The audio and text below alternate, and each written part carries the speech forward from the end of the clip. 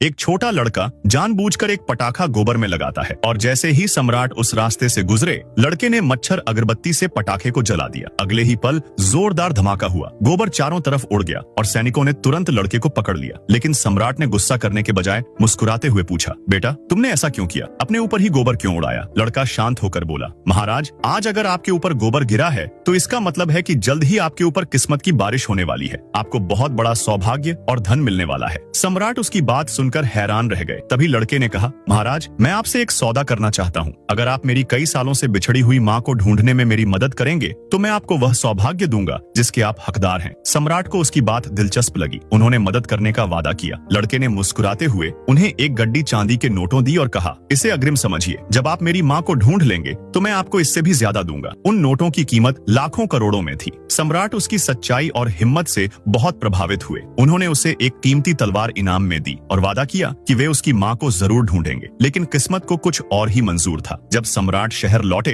तभी अचानक एक खूबसूरत महिला हत्यारिन ने उनका रास्ता रोक लिया। सैनिकों ने उसे पकड़ने की कोशिश की लेकिन वह बहुत तेज थी। वह तलवार निकालकर सीधा सम्राट की ओर झपटी, लेकिन सम्राट ने चतुराई से उसका वार टाल दिया और पलट वार करते हुए अपनी तलवार उसकी पेट में घोंप दी। घायल होने के बावजूद वह महिला किसी तरह अपनी ताकत के बल पर वहां से भाग निकली। सम्राट ने तुरंत पूरे राज्य में उसकी तलाश का हुक्म दिया। अगले दिन जब उसकी खोज आदेश शहर भर में चिपकाए गए तो वही छोटा लड़का उन्हें पढ़कर हैरान रह गया। उसने देखा कि जिस महिला की तलाश की जा रही है वह बेहद खूबसूरत है। वह चौंक कर बोला, यह तो मेरी माँ है। वह तुरंत सम्राट से मिलने का सोचता है, लेकिन रास्ते में जब वह एक गली से गुजरता है तो उसे वही महिला घायल हालत में जमीन पर पड़ी मिलती है, खून से लथपथ और बेहोश।